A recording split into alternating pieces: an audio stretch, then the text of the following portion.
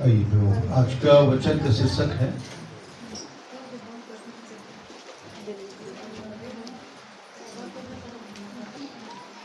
घर का निर्माण। घर का निर्माण, घर कैसे बनता है? कीजिए, घर का निर्माण, घर कैसे बनता है?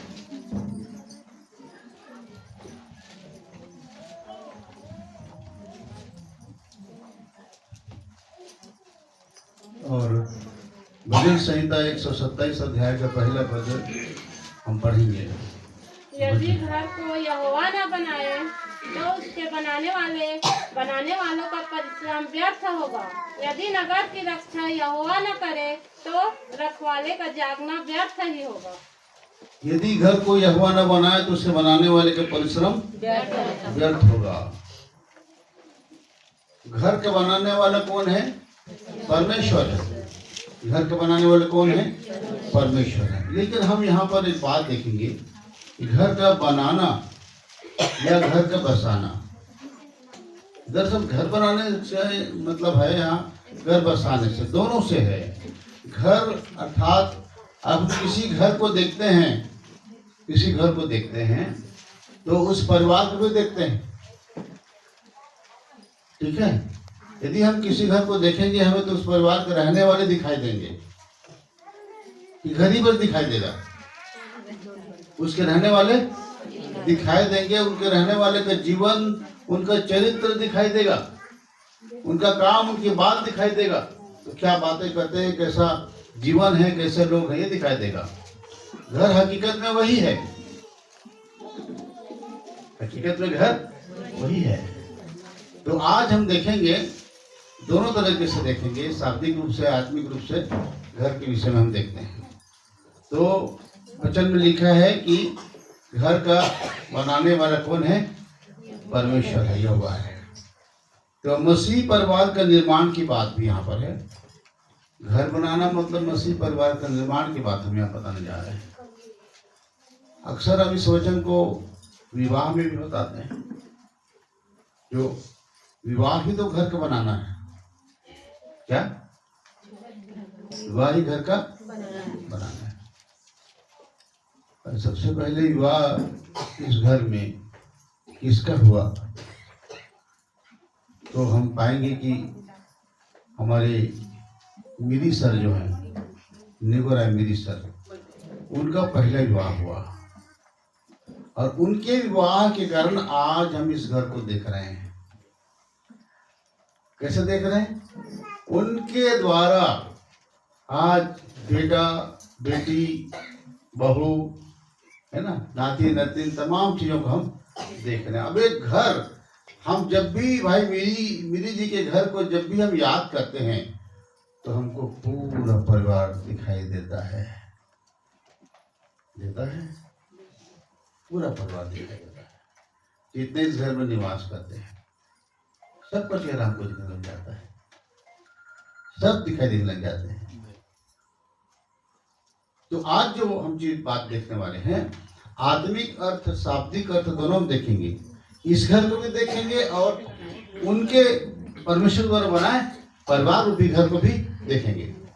ये घर भी और परिवार रूपी घर भी, दोनों घर हम देखेंगे। क्योंकि अगर घर बना ही दिए, उसमें कोई नहीं दे रहे हैं, कोई निवास नहीं कर रहे हैं, तो कौन रहेगा वहां पर?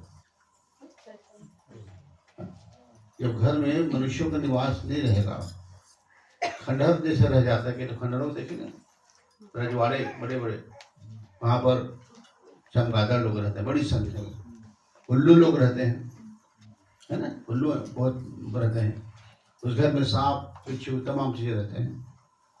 अगर मनुष्य नहीं रहता तो वहां पर दुष्ट आत्मा भी रहती है। मनुष्य रहने पर ही ये तमाम चीजें दूर होती हैं। इसीलिए घर, यही घर बनाना नहीं है, वो परिवार बसाना को घर कहा गया है। घर का निर्माण मतलब केवल ये घर बनना नहीं है, उसमें रहने वाले हैं उनका निर्माण, एक परिवार के निर्माण को हम घर बनाना कह रहे हैं। तो विवाह के अवसर पर अक्सर हम इस वचन को बोलते हैं, एक परिवार का स्थापना होता है। एक परिवार का स्थापना, इस परिवार की स्थापना कब हुआ? जब मीरी जी का विवाह हुआ, भाई है ना, मीरी सर का विवाह हुआ, तो इस घर का स्थापना हुआ।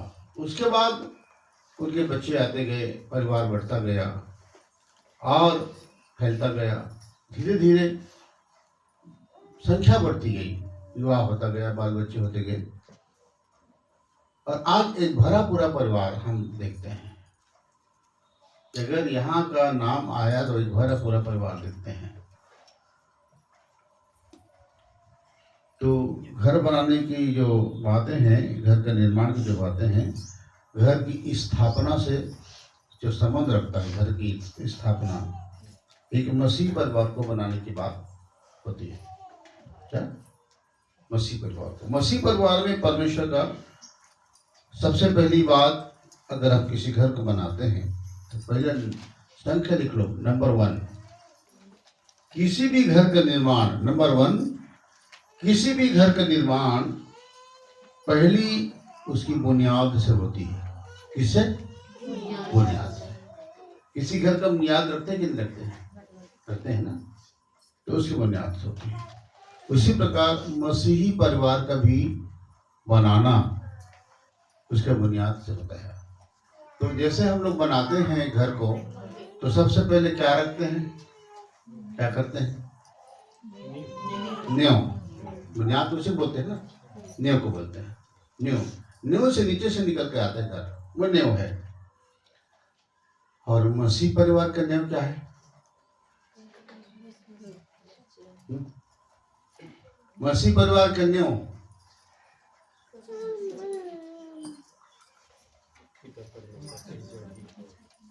मसीह परिवार का नींव परमेश्वर है।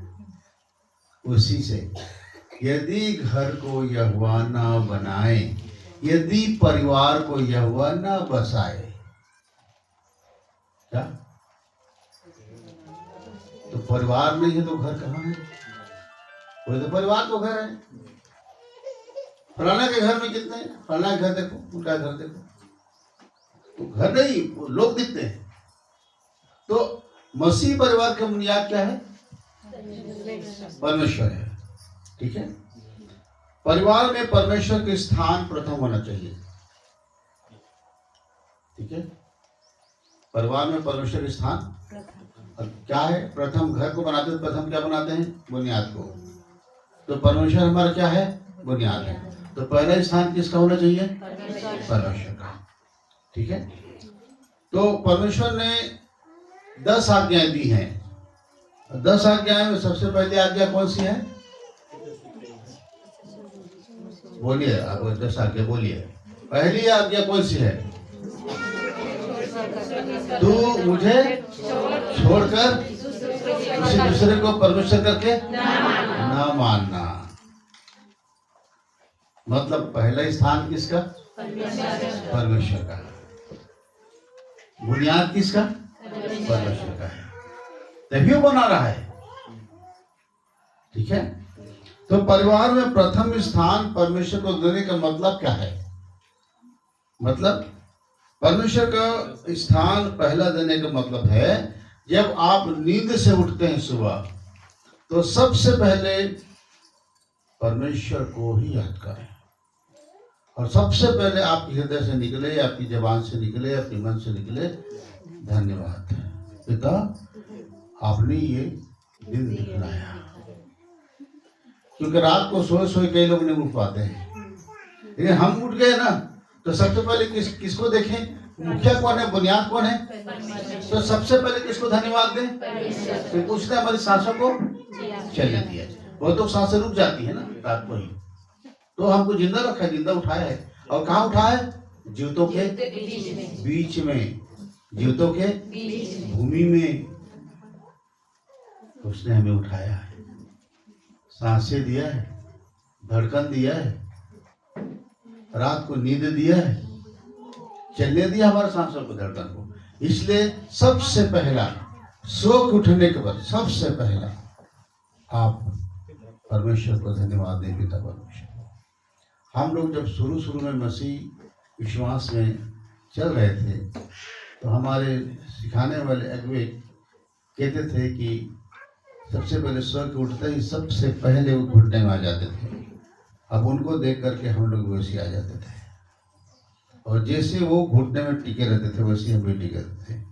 बहुत देर तक वो प्रार्थना करते थे, हम लोग आँख खोल के देखते थे, आँख खोल के देखते थे हुआ क्या नहीं, फिर हम लोग भी अपना चुप शुरू हो जाते थे। फिर थोड़ी देर के बाद में उनका प्रार्थना लंबा चलता था और हम थोड़ी देर के बाद में फिर आँखों को देखते थे। हमारा प्रार्थना उतना लंबा नहीं था, हमारा उतना विषय नहीं रहता था, हमको मालूम नहीं था क्या क्या करना होता है ज़्यादा। वो उनको फिर देखते थे, फिर अपने से आए। ऐसा ना हो कि हमसे पहले तुम उठ कैसे गए, ऐसा बोलेंगे वो लोग, इसलिए हम भी उसी लगे रहते थे उठने में। तो परमेश्वर को धन्यवाद उन्होंने सिखाया और क्या कहा, प्रभु यीशु मसीह जी उठने के बाद मरियम जब उसे छूना चाहिए तो उसने कहा, मरियम मुझे मत छू क्योंकि मैं पिता के पास नहीं गया हूँ, पिता के पास नहीं गया हूँ। यही बात को लोग हमको बोल के बोलते थे कि पिता के पास नहीं गया, मतलब पिता से मिला नहीं हो। जी उठने के बाद सबसे पहले पिता से मिलना, रात को सोए उठने के बाद सबसे पिता से मिलना। अब कोई बात कर देते हैं, पिता से मिलने दे, पहले पिता से मिलने दे, ठीक है ना। तो पहले किससे मिले, सबसे पहले सो के जैसे हमारी नींद खुलती है वैसे ही हम सबसे बस आप परमेश्वर को धन्यवाद दें, क्योंकि बाद में डिस्टर्ब आ जाएगा, ठीक है ना, बाद में डिस्टर्ब आ जाएगा। संसार में जाने से पहले किससे मिले, प्रभु यीशु मसीह ने क्या कहा मरियम को, मुझे मत छू क्योंकि मैं पिता से नहीं मिला हूँ, जी उठने के बाद पिता से नहीं मिला हूँ। तो पहला स्थान किसका, क्योंकि हमारा मसीह परिवार का वो बुनियाद है, उसी से हम है, अगर वो नहीं तो हम नहीं है, उसी ने हमको बनाया है, इसलिए पहला स्थान पिता को। तो सबसे पहला आप सुबह उठ करके सबसे पहले आप बात भी न करें कि इससे पहले सबसे पहले आंखें बंद करें, अब परमेश्वर प्रार्थना करें। उसके बाद जो सप्ताह का पहला दिन, सप्ताह का पहला दिन कौन है, सप्ताह का पहला दिन कौन है, सोमवार है ना। सप्ताह का पहला दिन कौन है, रविवार। बाइबल में सप्ताह का पहला दिन कौन सा है, 6 दिन परमेश्वर बनाया, 6वां दिन कौन सा था, शनिवार। सप्ताह का दिन कौन सा था,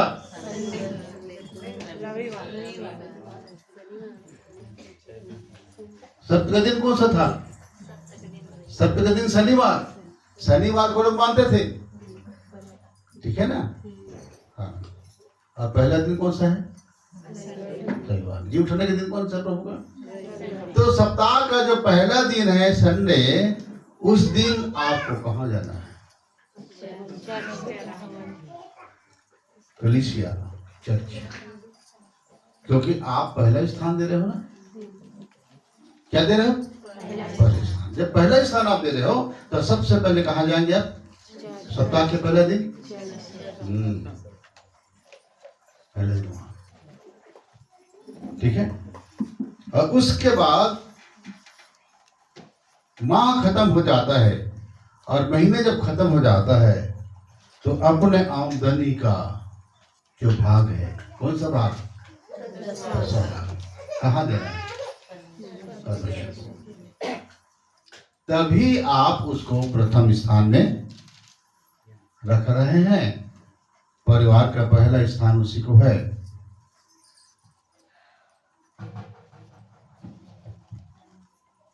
अगर ऐसा नहीं है तो आपने पहले स्थान प्रभु को नहीं दिया है। जब परिवार के प्रत्येक अवसर पर, हर अवसर पर जब पहला स्थान आप प्रभु को देंगे तो इससे प्रकट होगा कि वो इस परिवार का बुनियाद है ना। शादी विवाह हो चाहे कुछ भी हो, परमेश्वर के उपस्थिति बगैर ना हो। पहले सबसे पहले परमेश्वर को दो, उसी विवाह में पहले उसको बनाओ, मौत बेटी होती है तो क्या रोते ही नहीं रहना है, उसको कहने पिता आपने दिया आपने लिया, आपका नाम हमें सहने की शक्ति दे, हम क्षमता दे। पहले पिता को पुकारो, क्योंकि पिता ही नहीं दिया था, पिता ने लिया है। चाहे वो जोड़ी बनाए तो, चाहे बेटा बेटी दे तो, चाहे भाई बहन दे तो, माँ बाप दे तो, किससे मिला है?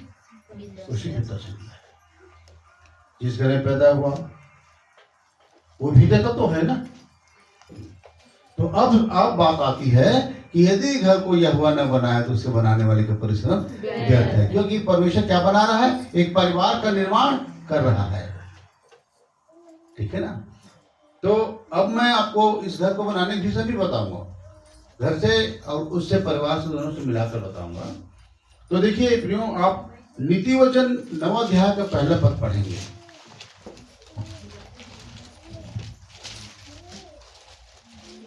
बुद्धि ने अपना घर बनाया और उसके सातों खंभे गढ़े हुए हैं। हाँ, दूसरे पढ़ो। बुद्धि ने अपना घर बनाया और उसके सातों खंभे गढ़े हुए हैं। हाँ। किसने घर बनाया? बुद्धि ने अपना घर बनाया और उसके सातों खंभे गढ़े हुए हैं। देखिए प्रियो, 7 खंभा,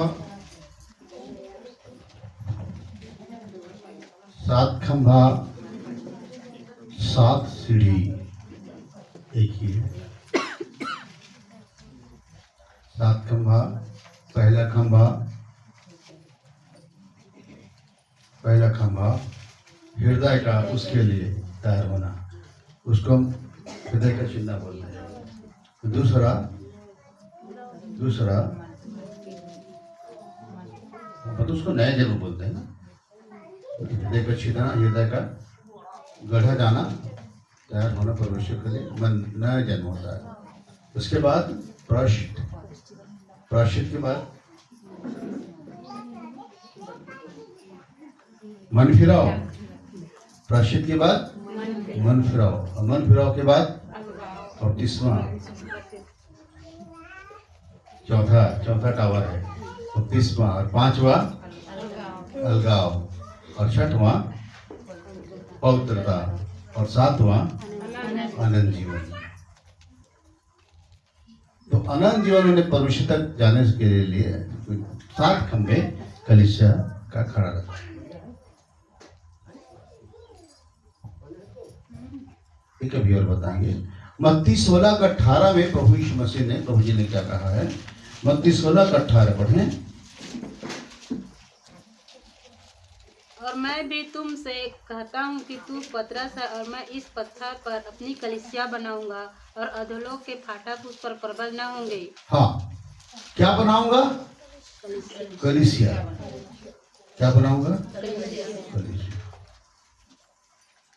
और पहला तिमोथी 3 का जो 15 है उसमें क्या लिखा है?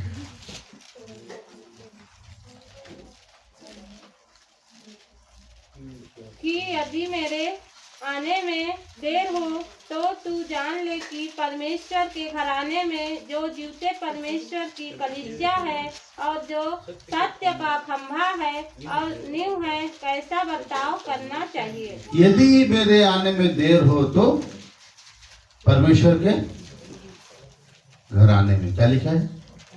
लेकिन अगर पुरानी बाइबल पकड़ो आप तो घराना नहीं, वहां पर घर है। क्या है? परमेश्वर घर में। और परमेश्वर के घर कौन सा है? कलीसिया। क्या? कलीसिया। तो परमेश्वर क्या बना रहा है? घर बना रहा है, मतलब कलीसिया बना रहा है। ये जो घर है ये क्या है? हाउस चर्च, घर की कलीसिया। क्या है ये? घर की कलीसिया। आपको जितना भी घर है, कोड़ा भाट में भाई का घर, खतरे भाई का, गेहूं भाटा में भाई मोतीलाल का घर, ये सब घर की कलीसिया है, हाउस चर्च है। और जहां पर हम इकट्ठा होते हैं वो पूरा चर्च है, क्योंकि क्या सभी इकट्ठा होते हैं, पूरी कलीसिया। तो क्या है वो? परमेश्वर का घर है, परमेश्वर का घर है। समझ आ रहा है? तो पहली बात तो मैंने बताया कि घर को परमेश्वर बनाता है और घर का बुनियाद कौन है?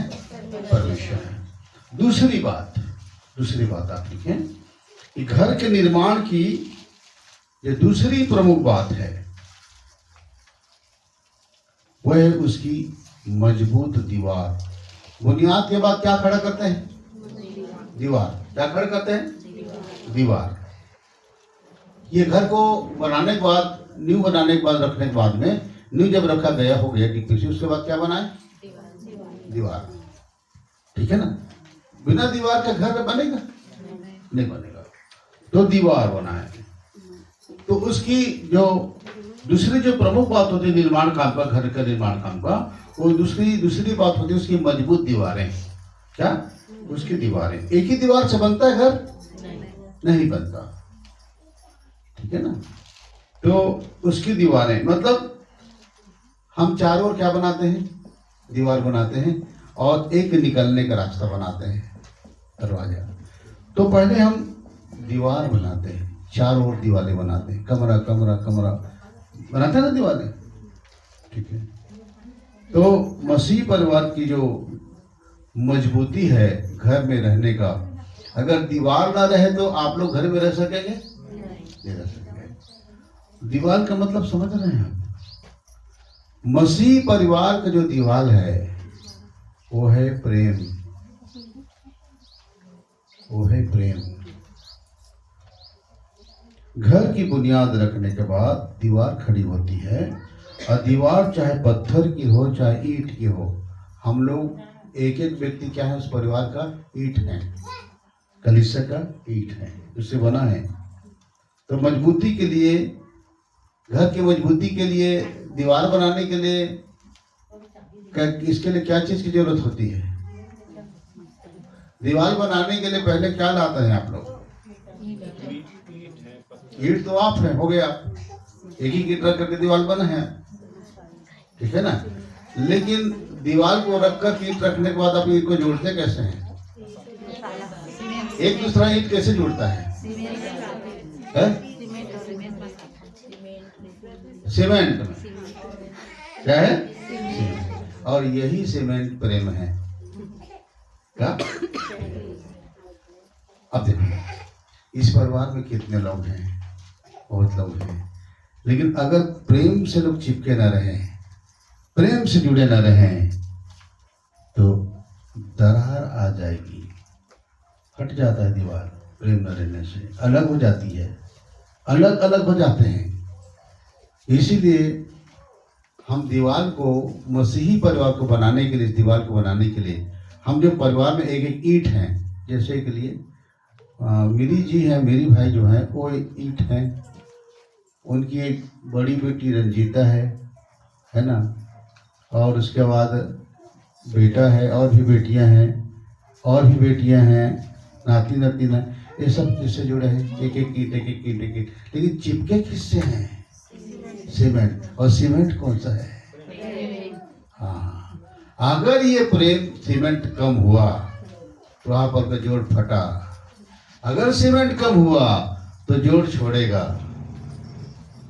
सीमेंट कम हुआ, सीमेंट नहीं रहा, प्रेम नहीं रहा, तो वहां पर दरार आएगी, वो फटेगा, दीवार गिरने की स्थिति हो जाएगी। अगर परिवार में दरार आ जाती है, कब आती है? जब सीमेंट अच्छा नहीं लगा है, सीमेंट मजबूत नहीं है, सीमेंट में दम नहीं है। इसे लोग कहते हैं पुराना सीमेंट से घर बनाओ, ये सीमेंट से घर बनाओ, है ना? मजबूती के लिए घर का। आपकी घर की मजबूती आपका प्रेम से है। आपका प्रेम जितना गहरा होगा उतनी ही वो दीवार मजबूत होगी। अगर प्रेम में दम नहीं है, कमजोर प्रेम है, तो दीवार बहुत दिन तक नहीं चलेगी, वो टूटेगी। और अगर उस दीवार में प्रेम मतलब सीमेंट अच्छा लगा है, सीमेंट मस्त लगा है, सीमेंट अच्छे नंबर ग्रेड का सीमेंट है, स्टैंडर्ड का सीमेंट है, उसकी क्वालिटी अच्छी है, तो वो दीवार नहीं गिरेगा, वो परिवार टूटेंगे नहीं, एक दूसरे जुड़े रहेंगे सीमेंट के द्वारा। ठीक है। पहला कुरिन्थी 13 अध्याय 4 पद से पढ़ेंगे। पहले कुरिन्थी 13 अध्याय के 4 पद से। प्रेम धीरजवंत है, प्रेम धीरजवंत है और कृपालु है। कृपालु है। प्रेम डाह नहीं करता, प्रेम डाह नहीं करता, ईर्ष्या नहीं करता। प्रेम अपनी बड़ाई नहीं करता। हाँ, अगर प्रेम है तो हम एक दूसरे के साथ ऐसा नहीं करेंगे। अगर वो उसके लिए कुछ मिल गया तो हम ईर्ष्या नहीं करेंगे, डाह नहीं करेंगे कि चलो उसके लिए अच्छे कपड़े मिल गए, अच्छा चीज मिल गया, उसको गाड़ी मिल गई। प्रेम डाह नहीं करता और नहीं फूलता। नहीं फूलता।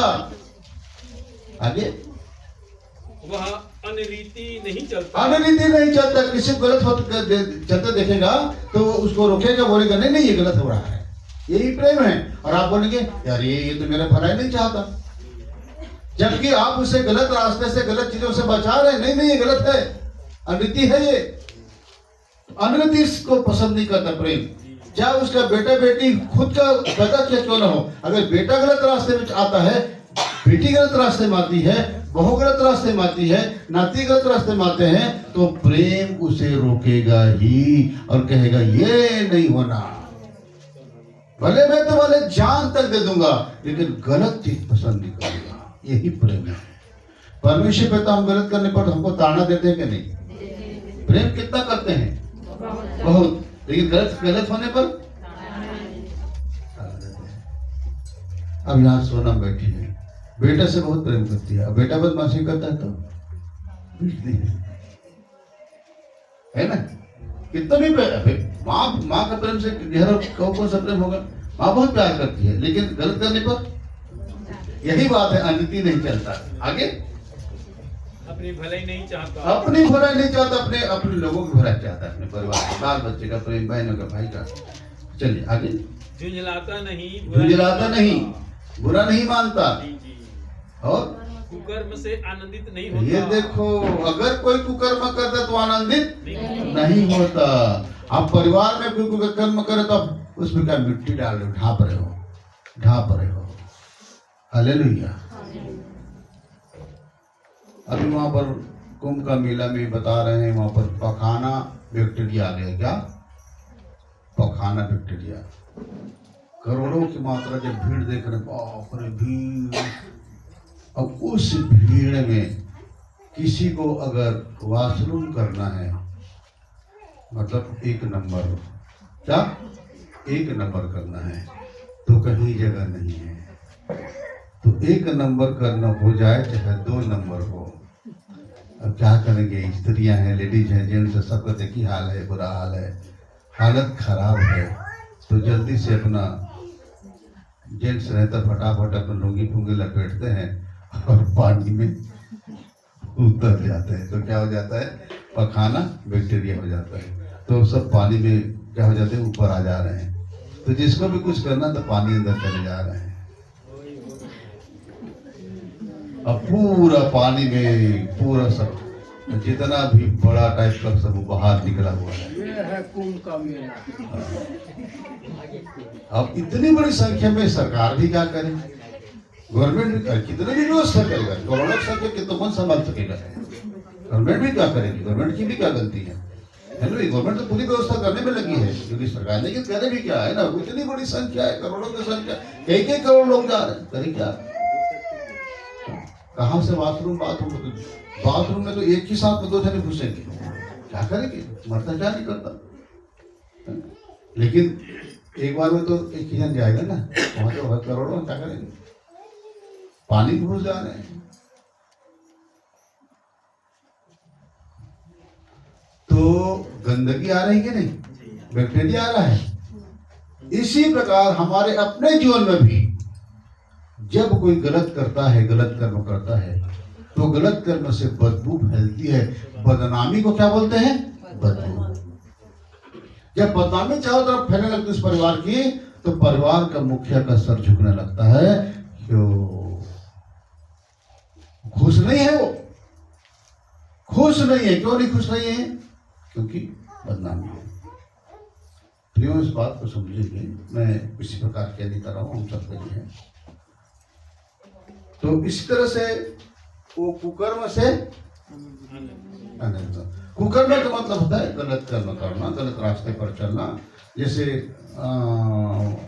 पति पत्नी हो गए तब तो ठीक है, लेकिन पति जो है पत्नी को होते हुए गलत रास्ते में जा रहा है, पत्नी जो है पति करते, कुकर्म किसको कहते हैं?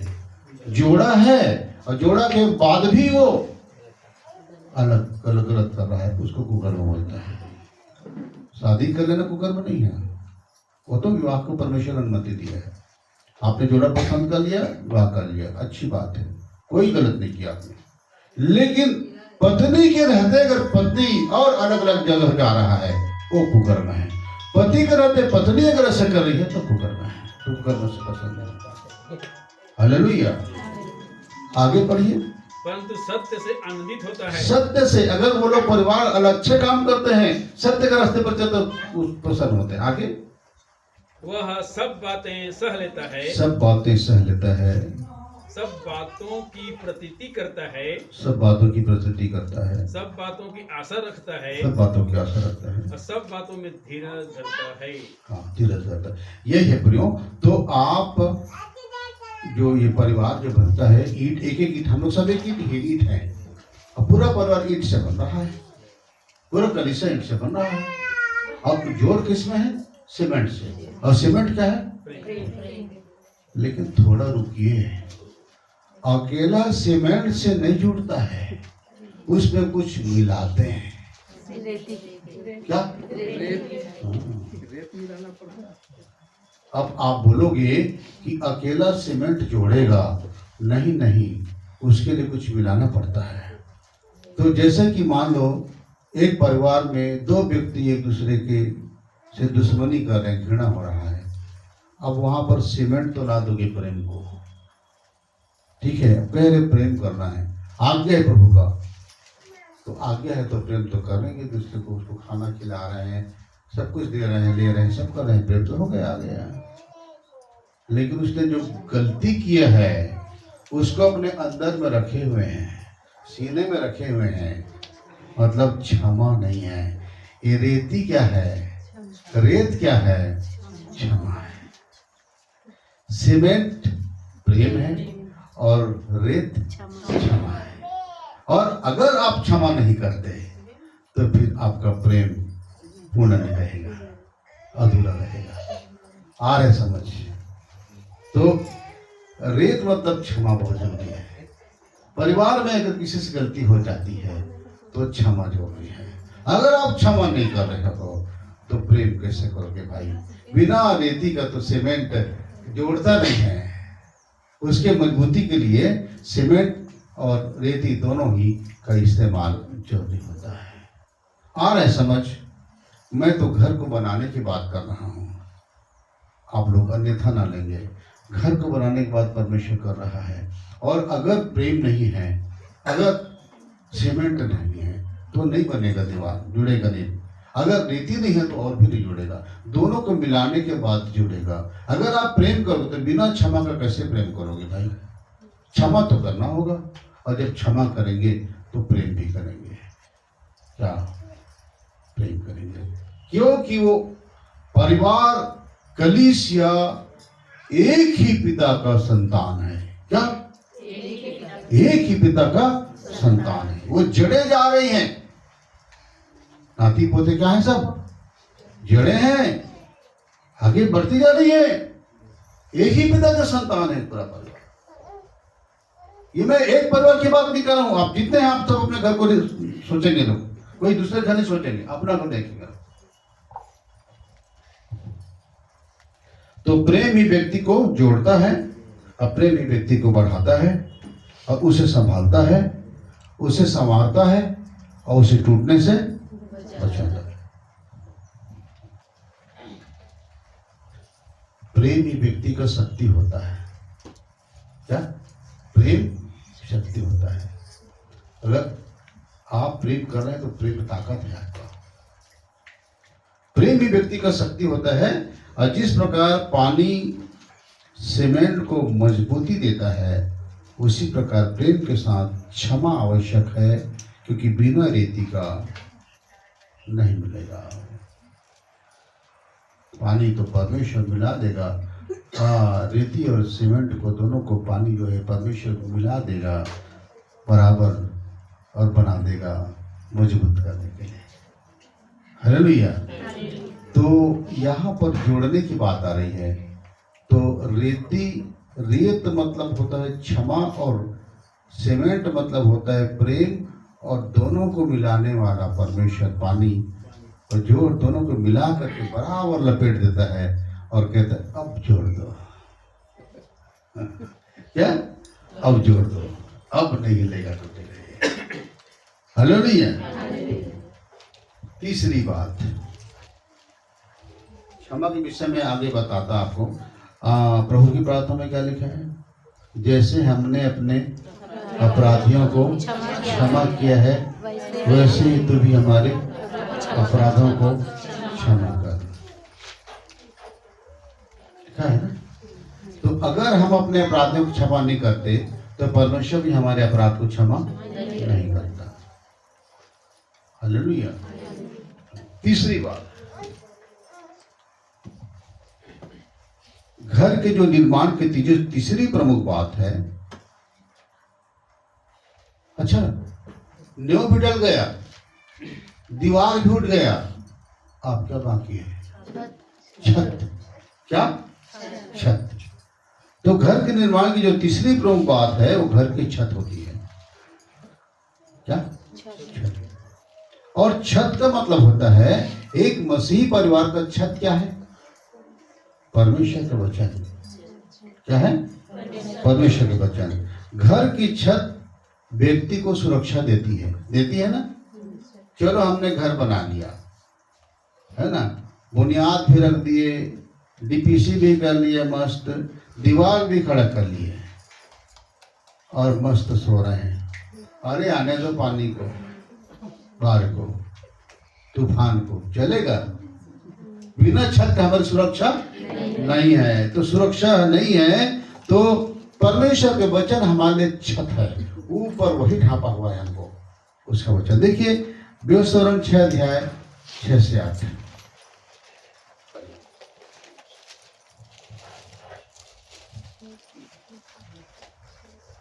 और ये आज्ञाएं जो मैं आज तुझको सुनाता हूँ वे तेरे मन में बनी रहे। जो मैं आज्ञा तुम्हें सुनाता हूँ, आज तुम्हें सुनाता हूँ, तुम्हारे मन में बनी रहे। और तू इन्हें अपने बाल बच्चों को समझाकर सिखाया करना। मतलब ये ऐसा छत है जिसमें हमेशा तेरे बाल बच्चे पीढ़ी से पीढ़ी तक सुरक्षित रहेंगे। वो परमेश्वर का वचन है। सिखाया करना बाल बच्चों को आगे। और घर बैठे मार्ग पर चलते लेटते उठते इनकी चर्चा किया करना। यही तुम्हारी सुरक्षा है, परमेश्वर के वचन। और परमेश्वर का वचन कौन है? प्रभु यीशु मसीह। हम किसके छीने हाथों के नीचे रहते हैं? प्रभु यीशु मसीह। अरे समझ, यीशु मसीह का छीना हाथ हमको सुरक्षा ढांपा हुआ है। वही छत है हमारा, वो परमेश्वर का वचन है ना। आदि में वचन था, यूहन्ना पहला अध्याय का पहला पद। आदि में वचन था, वचन परमेश्वर के साथ था और वचन ही कौन है? वो 14 पद में क्या लिखा है? यूहन्ना के 14 में, और वचन देहधारी हुआ और मनुष्य के बीच में क्या किया? डेरा किया। और हमने उसकी ऐसी महिमा देखी जैसे पिता के इकलौते की।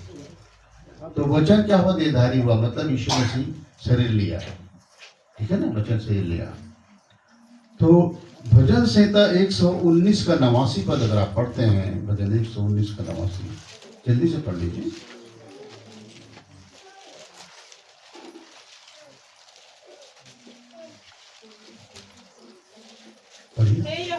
हे यहोवा तेरा वचन आकाश में सदा तक स्थिर रहता है। हाँ, आकाश क्या है? हमारा छत है ना। प्रभु से उसने क्या कहा?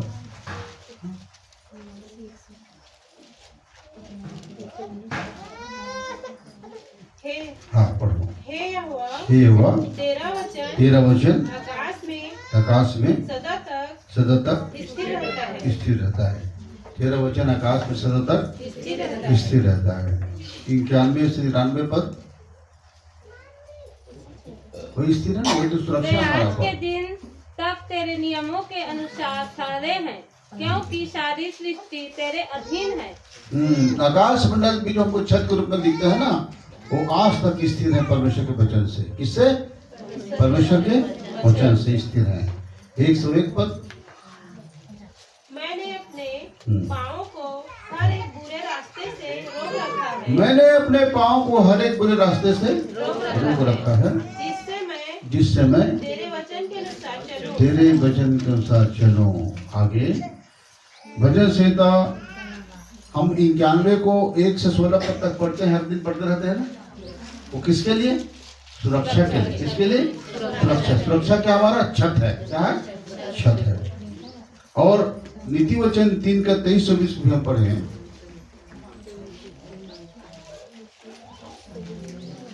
जब तू अपने मार्ग पर निडर चलेगा और तेरे पाँव में ठेस न लगेगी।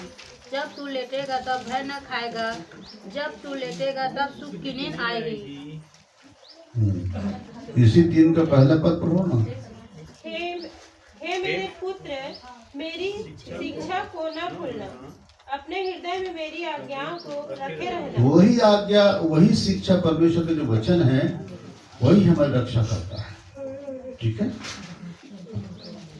अब देखिए, समझिए, जब आंधी तूफान आता है, पानी आता है, बारिश आता है, तब छुपने के लिए हम कहाँ जाते हैं? घरों में। बाहर में हमको सुरक्षा है क्या? घर के दरवाजे के बाहर अगर ओला गिर रहा है, ओला, घर के दरवाजे के बाहर हमारी सुरक्षा है? लहूलुहान सिर फूट जाएगा, आदमी चला जाएगा। तूफान में सुरक्षा है बाहर में? बारिश में, आंधी में, तूफान में कहाँ सुरक्षा है? घर के अंदर। अगर उस घर में छत मजबूत है, और छत परमेश्वर का वचन है। इसलिए शैतान कठिनाइयों, दुख और पीड़ा में और परीक्षाओं में, आलोचना के समय परिवार को जब आक्रमण करता है, तो हम परमेश्वर के वचन के द्वारा विरोधी शैतान से बच पाते हैं। परमेश्वर का वचन हमको शैतान से बचाता है। अच्छा, जब यीशु मसीह की परीक्षा हुई तो शैतान ने कहा ये लिखा है, तो प्रभु ने कहा ये भी लिखा है। उसने किससे उत्तर दिया? वचन से। ठीक है। तो जब भी आक्रमण होता है तो हमारा उत्तर परमेश्वर का वचन है, हमारी सुरक्षा परमेश्वर का वचन है। क्योंकि जब हम कलीसिया में हैं, घर में हैं, और हमारे ऊपर छत है परमेश्वर का वचन, तो न आंधी, पानी और ओला और किसी भी प्रकार का माने आक्रमण रहे, वो हमारी सुरक्षा है। तो परमेश्वर का वचन ही हमारा सुरक्षा है। ठीक है ना। और हम इसका सुरक्षा कैसे करते हैं? देखिए, इफिसी 6:17 लिखा है, जब शैतान आक्रमण करेगा तो परंतु परमेश्वर के वचन से हम अपने विरोधी शैतान से परमेश्वर के वचन हमको बचाएगा। देखो ये, और उद्धार का टोप, और उद्धार का टोप, और आत्मा की तलवार, और आत्मा की तलवार, जो परमेश्वर के वचन है, जो परमेश्वर के वचन है, ले लो। आत्मा का तलवार है तभी लड़ोगे। ये परमेश्वर का वचन है, वही हमको बचाता है, सुरक्षा यही है। इस कारण परिवार में प्रतिदिन वचन का अध्ययन होना चाहिए और पठन होना चाहिए। क्या? परमेश्वर का वचन का अध्ययन हर दिन होना चाहिए और पठन होना चाहिए। हर दिन संगति वचन होना चाहिए।